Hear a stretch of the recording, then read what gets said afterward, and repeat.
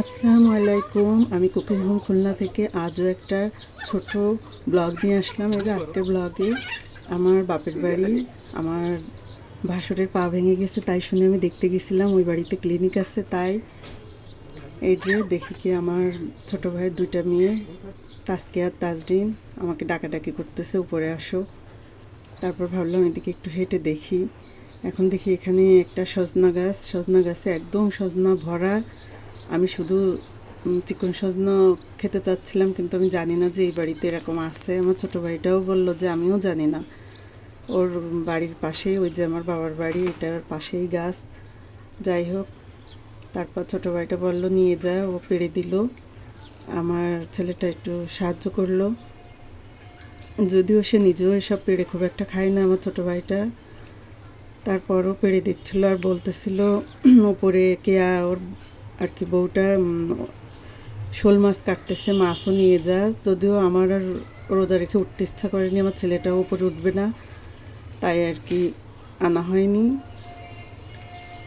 যাই হোক, এক আপু বলতেছিল 5টা সজনা কিনছে 50 টাকা দিয়ে, শুনে আমার অবাকই লাগে। আমার ছাদেও একটু লাগিয়েছিলাম, আপনারা দেখেছিলেন। পরদিন অবশ্য আব্বাই সব সজনা পেড়ে ফেলছিল, আমার বাড়িতে আরও পাঠিয়েছিল।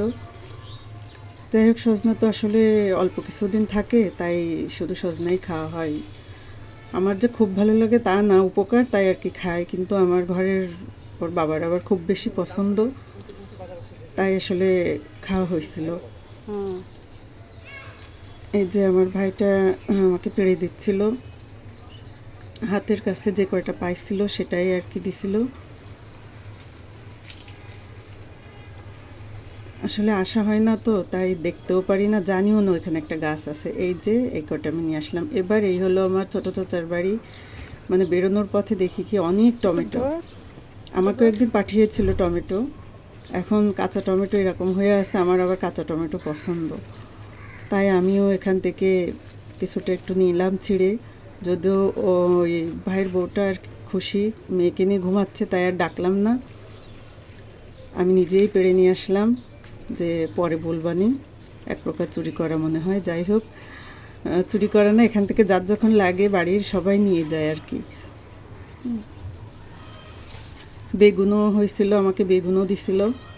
যাই হোক, বাবার বাড়ি গেলে বেশ ভালোই লাগে, মনটা আসলে অন্যরকম একটা ফিল হয়, যা আসলে আমরা সবাই কম বেশি জানি, তারপরও আমার যাওয়া হয় না।